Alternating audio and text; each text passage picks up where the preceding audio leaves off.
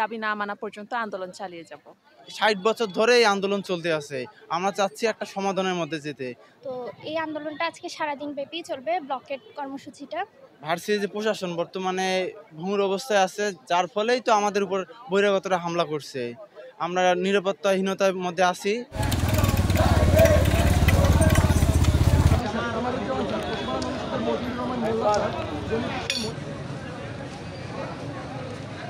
গতকালকে দুপুর 12টায় আমরা প্রশাসনকে জানিয়েছি। প্রশাসন এরপর আমাদের সাথে কোনো ধরনের যোগাযোগ করেননি বিধায় আমরা গতকালকেও করেছি এবং আজকেও আমাদের ট্রেন অবরোধ কর্মসূচি চালু রয়েছে। আমরা দাবি না মানা পর্যন্ত আন্দোলন চালিয়ে যাব। এটা সারাদিন ব্যাপী চলবে যতক্ষণ না প্রশাসন থেকে তো কোনো আমরা প্রতিক্রিয়া পাইনি যে আমাদের এই আন্দোলনের জন্য আমাদের সাথে কোনো কথা বলা হয়নি, কোনো যোগাযোগ করা হয়নি প্রশাসন থেকে। তো এই আন্দোলনটা আজকে সারাদিন ব্যাপী চলবে, ব্লকেট কর্মসূচিটা। আর আমাদের শিক্ষা কার্যক্রম অবশ্যই ব্যাহত হচ্ছে। পুরো ৩৬ দিন যাবৎ এই আন্দোলনটা চলছিল, তখনও শিক্ষা কার্যক্রম ব্যাহত হয়েছে।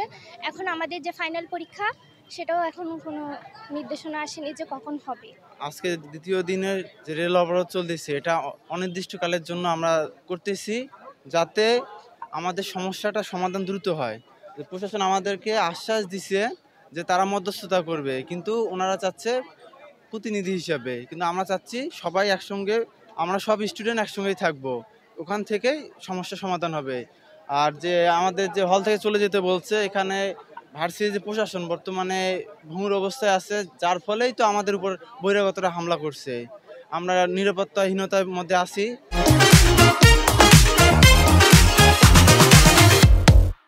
তারপর আমরা ক্যাম্পাস থেকে যাব না, আমরা হলে অবস্থান করব। আর যতদিন পর্যন্ত আমাদের দাবি মানা হচ্ছে না, ততদিন পর্যন্ত আমরা ক্যাম্পাসের মধ্যে অবস্থান করব। ৬০ বছর ধরে এই আন্দোলন চলতে আছে। আমরা চাচ্ছি একটা সমাধানের মধ্যে যেতে, যেন ভবিষ্যতে আর কোনো আন্দোলন এইভাবে করতে হয় না আমাদের।